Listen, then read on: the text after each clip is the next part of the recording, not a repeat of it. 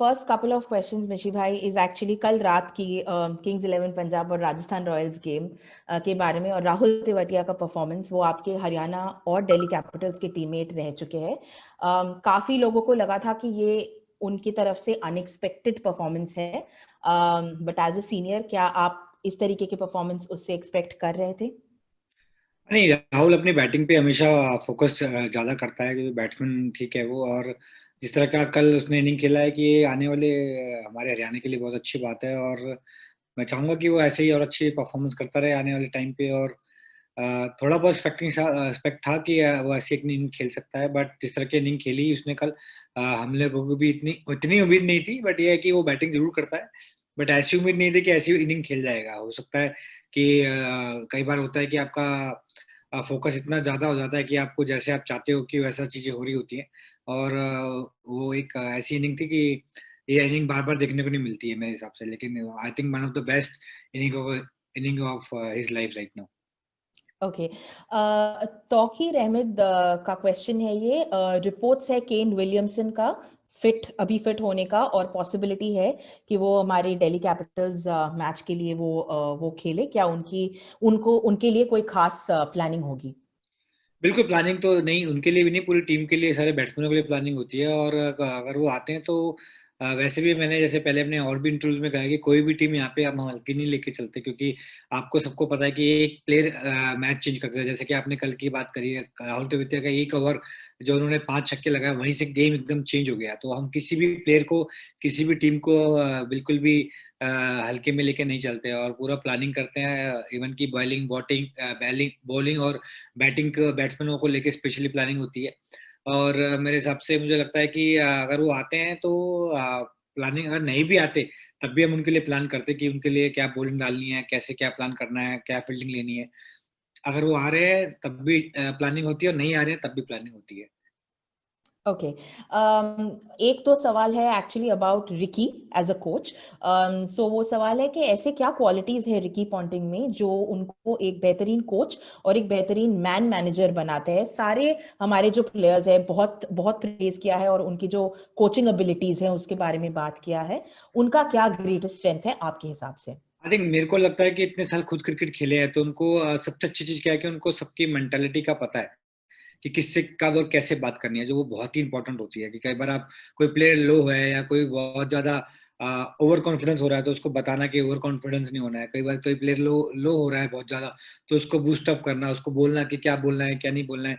और सबसे अच्छी चीज क्या है कि जो उनके अंदर की पॉजिटिव बात करते हैं, कभी मैंने उनको नेगेटिव बात करते हुए देखा नहीं, हमेशा पॉजिटिव बात करते हैं।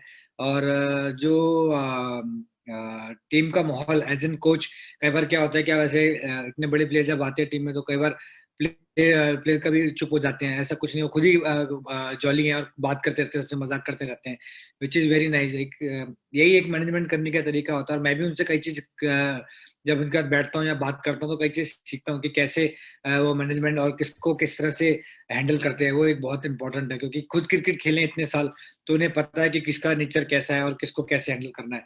ये उनको एक यूनिक बनाती है। और सबसे अच्छी बात क्या है कि उनके अंदर, जो मैंने अभी तक पिछले 2-3 साल के अंदर देखा है, कभी नेगेटिव बात नहीं करी उन्होंने।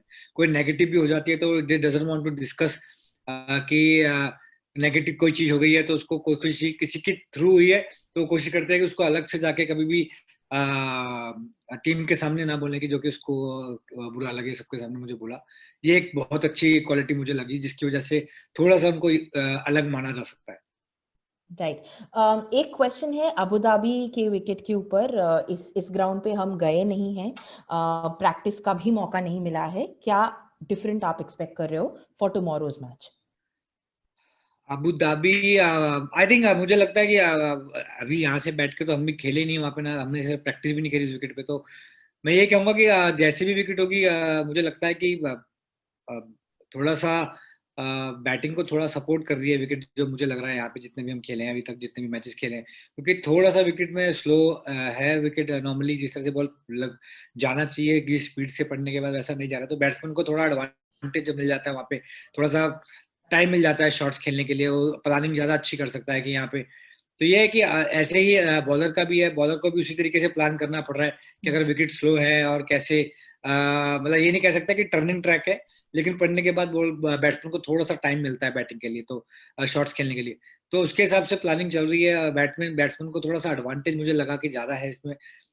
तो लेकिन बॉलर्स भी उस तरह से अपने आप को बॉलिंग की प्लानिंग कर रहे हैं, नेट्स पे हमारे बॉलर्स उस चीज को दिमाग में रख के, हम सारे लोग दिमाग में रख के बॉल डाल रहे हैं, और बैट्समैनों को भी पता है। तो मुझे लगता है कि थोड़ी सी स्लो विकेट होने वाली है उधर भी, बट प्लानिंग करेंगे उसके हिसाब से कि कैसे बॉलिंग और कैसे बैटिंग करनी है।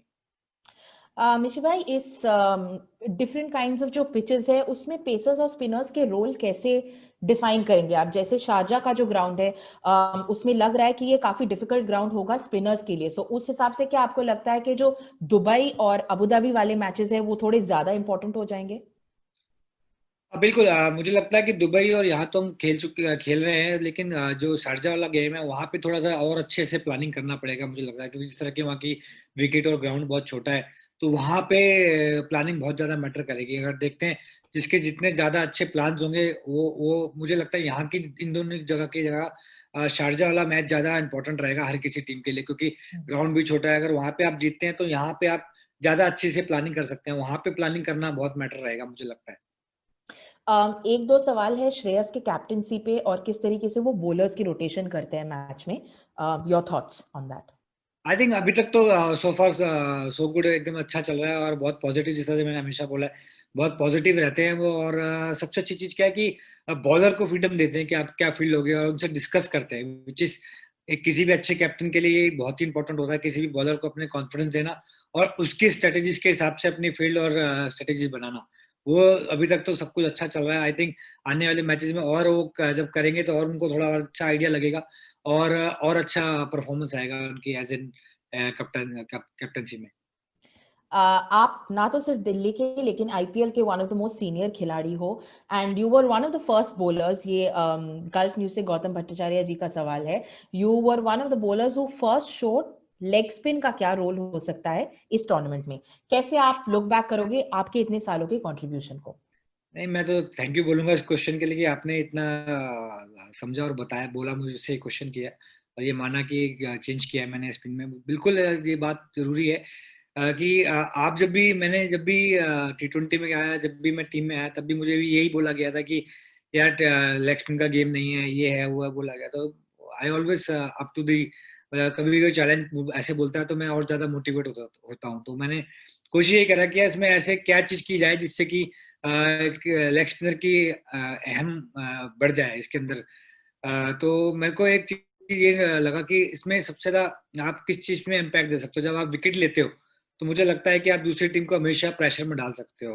इवन विकेट लेने के लिए आपको प्लानिंग करना पड़ेगा कि कैसे डालना है। कई बार आपको डॉट बॉल डालनी पड़ती है, तब आपको विकेट मिलती है। कई बार आप टेंटम में बॉल डालते हो तो दूसरे एंड पे विकेट मिलते हैं। आप अच्छी बॉल डाल रहे हो, आपको प्रेशर की वजह से दूसरे को विकेट मिल रही है।